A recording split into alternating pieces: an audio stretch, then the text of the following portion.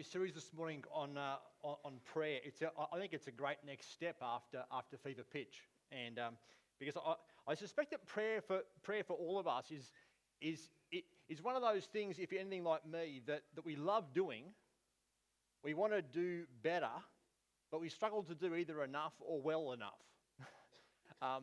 Because the business meetings and the committees and the painting and everything else just happens in between. Life goes on, and prayer in this world is a battle.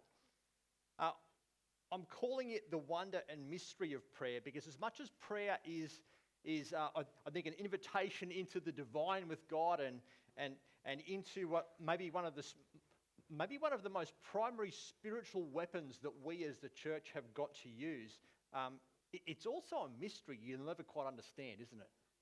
Because it doesn't guarantee you results. It doesn't guarantee you the results you want. God is not a vending machine. You can push some buttons and you get what you need. Okay? God is God.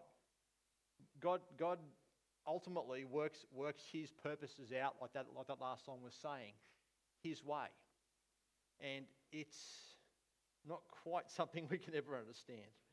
I think prayer is probably misunderstood in our world, and is also, I would suggest, very, very divisive to the progressive agenda of our day. Because, especially in the supercharged, politically divided US of A, many influential people, many well-meaning people would send their thoughts and prayers to the victims or the people involved in the latest tragedy, and it really bugged other people. Have you ever noticed that? There's a guy in Psychology Today who wrote, "Sending thoughts and prayers is an infantile response, like yelling at something that should be different when you can affect the change yourself." The other side of that, of course, one of the former governors said the cause of all these problems is the lack of prayer. The genuine lack of thought and prayer in the first place is perhaps the major factor. As much as I would like to suggest that prayer is essential, and it is, I'd also suggest that prayer that doesn't move us to do something when God's Spirit moves is a waste of time. All right, because you can have as many prayer meetings as you like, but if God doesn't move your heart to do something, you're usually praying for the wrong thing. But it's also a mystery. So there's so many different aspects of prayer. And so we're going to spend some time probably over the next 10, 11, 12, I don't know how many weeks, looking into what Jesus sort of, I guess, is inviting us to, but hopefully as a church actually building and I'm hoping growing our desire to pray, if you know what I mean, okay? Now I believe in giving credit where credit is due. The Bible gives you plenty of good ideas to share every week, and that's a good thing. But there's two books that I need to just mention that have been really helpful to me just to put all this sort of stuff together. The first one is written by our National Superintendent, Lex Akers. He just finished a book. He actually sent me the advanced copy by email, which means I probably need to buy one when it comes out. It's looking like he's going to be here early October, maybe to share one of these, which will be good. Maybe he'll be selling his book that day too, but anyway, we'll see. The other book I found really useful was Praying Like Monks, Living Like Fools by Tyler Staton, if you're interested. During this series, we're not going to just pray the same way we usually do. We're actually going to invite the person who's rostered for prayer to come after the sermon and lead us, I guess, in prayer as a response. So I guess that's probably how we'll do things moving forward. But today's thought, and this is very much just I guess, an introductory idea, is that prayer is about a relationship with God. And we might spend some time, I think, today dispelling a couple of myths about what prayer is not. Here's the idea. Luke 11 starts with these words. And I gave our Bible reading guide the week off because this is the Bible reading. All right. Once Jesus was in a certain place praying, As he finished, one of his disciples came to him and said, "Lord, teach us to pray." Now, here's the remarkable part of that story. That each of the disciples are Jewish. That they live in a world that has a very deep, well-rehearsed, well-meaning, very, very intense prayer culture. And yet they go to Jesus and they're like, "Teach us to pray." Okay? Now, here's the thing. There are specific prayers for specific events like coming of ages and festivals and celebrations. There are daily prayers for the Jewish people. There's one as you get dressed in the morning. There's one as you make afternoon tea. There's another one in the evening. On the Sabbath, there's a whole bunch of rehearsed ones that come every weekend. So prayer is a lifestyle for these people. Like prayer is something that they know intimately well. Okay? Most of the prayers would be memorized word from word from the Bible or from the scriptures and everything else. So these people know prayer backwards. They practice it constantly, but yet for some... Look, here's the thing. I think it's one thing to actually have a deep knowledge about prayer. It's one thing to actually pray a lot. It's another thing to actually, it becomes about tradition. It becomes about our religion. It becomes an obligation. It becomes a duty. And the way we've always done it is the way we just do it again. And it becomes far less about who we're talking to and why. So I think the disciples just simply see something in Jesus that they haven't seen. And they're like, "I don't know what that is, but I want it." And I hope that's the idea, and I think behind this sermon. Okay, maybe it's just the peace on his face when he prays. Maybe it's the smile, knowing that God is smiling on him in that moment. Maybe it's just a peace that comes over you when you give the burdens and stuff to God. I think that Jesus was demonstrating that prayer at its core was about a real loving connection with a loving Father who will not abandon his kids. And I think the disciples look at this and they're like, "We've been doing everything so well, but we don't have what you've got." And the Bible is simply one big grand story of a relationship between God and his people, broken by sin, that resulted in humanity hiding from God, trying to, stitch some fig leaves together in bits and pieces, but yet restored by Jesus at the cross, and one day to be consummated in eternity, which is where we're heading. If we are actually going to sing the last verse of What a Friend We Have in Jesus, which I haven't heard before, but it basically just says that in heaven you don't need prayer. Like prayer is a temporary reality right now, but one day when we're in heaven, we've got Jesus face to face. You don't need to pray to him anymore. You can talk. So, just the prayer at its core is a relationship. You start working on it. You put in the hard work. Here's a couple of things that maybe prayer is not. First one, it's not just some empty words. Prayer can be something that we do when we feel a little bit out of our comfort zone, which is probably a good thing. Okay, like we need some more security. We need a good outcome here. We need got a car park in the main street, and oh look, there's one. Thank you, Lord. That sort of stuff. Now, there's nothing wrong with you praying for a car park. It's fine. But I think the nature of prayer is a whole heap deeper than that. Okay? It's about a growing connection, something that starts at one level over here that's about this big, and over the course of a lifetime builds to something far bigger. I think that's what prayer is for the disciples. And over time, it evolves and it grows into something that you didn't think it was going to be, and it becomes more and more who you are. And I think this is the journey for the disciples. The disciples start with a prayer book that's this big. And this is the way we've always done it and everything else. And then over time, they start praying bigger and bigger and bigger prayers in relationship with God. And look at Acts. They start turning the world upside down. That over the course of a couple of years is how their prayer life begins. Maybe our next prayer series, which is, I don't know how far away that is, that's going to be. I could talk about prayer till the cows come home, I'm pretty sure. But what time do the cows come home? But anyway,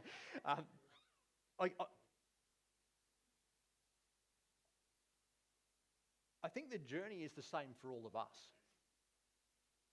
But the prayer that starts out over here, being about this big, over time is meant to evolve and grow and build. And the relationship gets deeper and it becomes bigger and better as you practice it more and as you do it differently and as all of these things sort of evolve. As you come to know God more, your prayer life deepens. That's how it should be. And I think the tragedy would be what Tyler Staton says in his book. And I don't like taking quotes out of context, but he said, many of us get about knee deep in the Christian life, discover the water feels nice, and stop instead of swimming the divine depths of relationship that Christ made possible. I'm not talking down to anybody about your prayer life today, okay?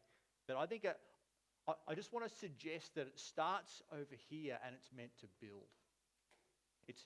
It's meant to grow. Prayer simply starts with just enjoying God's company.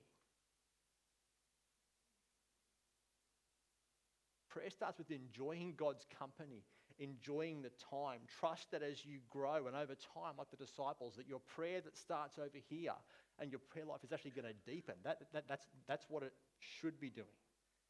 And honestly today, if your prayer life has not changed a lot, maybe this is a good series for all of us. But can I also just suggest that maybe the key is to put work into your relationship, not trying to pray more? You know what I mean? How do you improve a relationship? As somebody who is happily married, but has a whole heap on, how do you build a relationship? You invest time on a Monday and every other day. You invest time in being together. You invest time listening to one another. You invest time talking. You invest time loving. You invest time walking with, having a cuppa with, that sort of stuff. That's how you build a relationship. And the same thing will happen with your prayer. Prayer is also not an exercise in comparison. I want to say stop comparing your prayer life to the person next to you. But at the same time, as you watch the person next to you, let your prayer life evolve and grow like the person next to you does. I've sat in hospital rooms recently with some people and they're just not sure what to pray, what to say, and the complexity of life and everything else. I'm like, I don't even know how to start praying right now. I'm not even sure I've got the words. And my encouragement to those people has simply been, start with where you are with the words you've got. Just start with what you've got. Start with the emotions you've got. Start with the feelings you've got. Start with the situation you face. And don't be discouraged because the person next to you is having some highfalutin, amazing, eloquently, grand, beautifully outlined speech, and you feel so insecure. Stop it! Right? Just hey, seriously, if the church isn't a good place and a safe place for us to be able to challenge each other, to deepen our prayer lives, then what are we doing wrong? I hope you can actually learn to grow the more while you're here. I hope all of us can. Just start with where you are. Give him the inadequacies you feel. Give him the words you've got, and let him do the rest. And just, you know what? If you get stuck, just pray the Lord's Prayer. So some days I have prayed that prayer and I've got as far as the word Father. And that's the end of my prayer session. That is as far as you get. So whatever you got today, bring it to God and start where you are. Okay? Stop caring about what the person next to you is doing. 3, it's not just a religious tradition. Every church does prayer differently, and that's okay. Okay, I think we've got a lot to learn from other churches, but sometimes we've reduced prayer, probably in the Western church, to one person talking on a Sunday. And nothing wrong with that. I'm not going to throw the prayer person under the bus. All right, but let's be honest. When that person's praying, is the rest of the church listening, or are they thinking about lunch? Not having a go at anybody. Anyone think about lunch yet? Sorry. I just want to suggest that we've got to actually grow in our investment we've got to become more invested in prayer. It can't be reduced to one person sharing some nice words and we go, cool, time to go home. Okay? It has to be something that at the very core of who we are, at the heartbeat of who we are as God's people, that powerfully reflects the heart and the longing of 160, 180 people, however many people are here, people who to their dying breath long for God to move in his country again. People who long to see God at work in this nation again. People who long to see God at work in this world. I think rather than just one person talking while the church is silent, that prayer should be, there should be a lot of amens while we pray.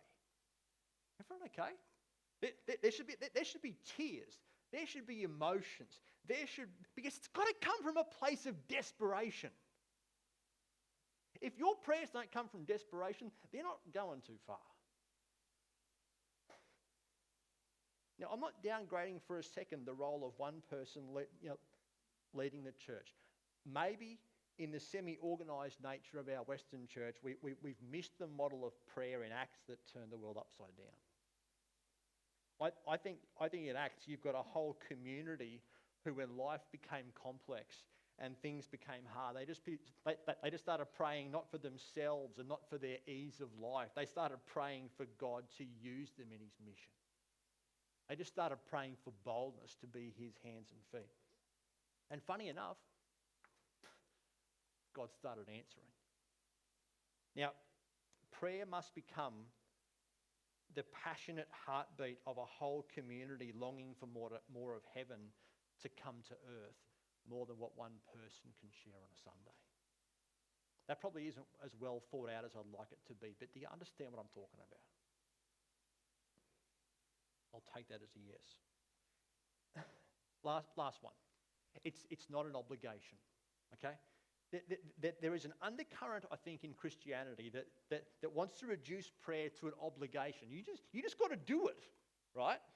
And I think what we see in this story today is simply that it's got to come from a heart that desperately wants to start beating at the same beat as its creator. At the very core of I think if you unpack the Lord's Prayer, which is what we'll do probably in a lot of detail over this series, what you'll find is the prayer that we start praying begins to change me. We don't get to twist God's arm. We get to soften our hearts and bring our hearts and minds into line with his. That's what this is all about. Okay? And while I would love to encourage you to pray, and I will do all I can to encourage you to pray, and please know this is not an obligation. because that's what it was for the disciples. It was an obligation that this is the way we've always done stuff before. But it's not an obligation, it's an invitation. I think some of the most effective and powerful prayers that I say on a Sunday morning are done in silence. Yes, I've got a sermon ready, and yes, all the music is good, and yet no, I haven't got my announcements ready. But this is just a couple of words without His Spirit to it. This is just something that any person can read without God moving in the hearts of His people. I've come to the place where you finish a sermon on about Thursday, you let it go, you just sit with it. You might change some stuff and everything else, but Sunday morning comes, I'm way off the sermon by now. All right, but that's the place where you've got to get to.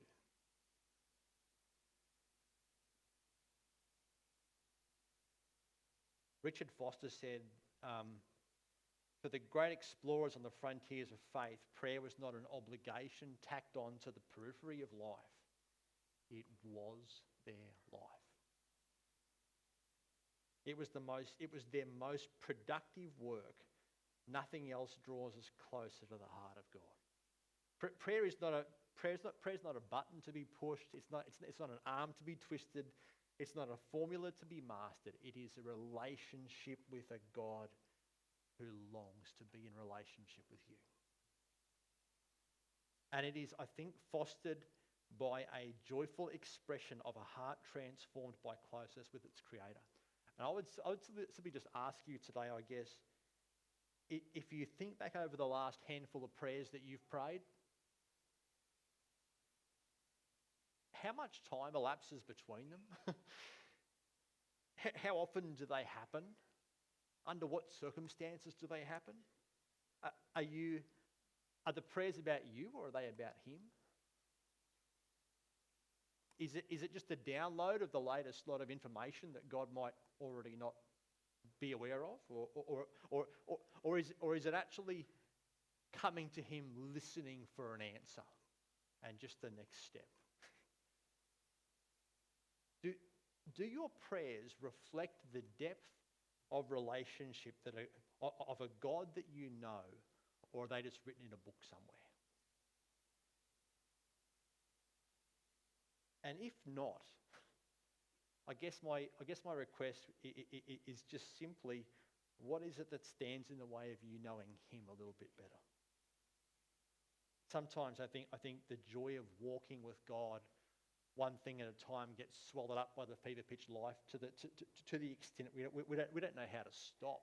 We don't know how to sit still anymore without picking up a phone. We don't know how to do anything without it being reduced to a tradition or an obligation, rather than just a heart who longs to be close to God. What the disciples saw in Jesus was simply something they hadn't seen before. What they saw was a closeness between Father and Son that they had never noticed. And at their very core of their being, they're like, God, I don't know what that is, but I so want it. A closeness robbed of us by our sin, but a closeness redeemed at the cross, and a closeness recovered and offered to us again by our Creator. I want to suggest to you today that little picture from Luke 15 is just very much in my mind. You know, the idea of the father who lets his kids go and enjoy the world and do all those things. You know what that father wants while he sits on that nice outback porch? He just longs for his kids to come home. He just longs for his kids to come to him, to walk up the driveway, sit down with him and talk. That is what God, at the very core of who He is, longs for you to do with Him today. So Ray's going to come and lead us in prayer. Not to an absent, distant, annoyed, bothered, busy God, but to a loving Father who can't wait for you to come home to him.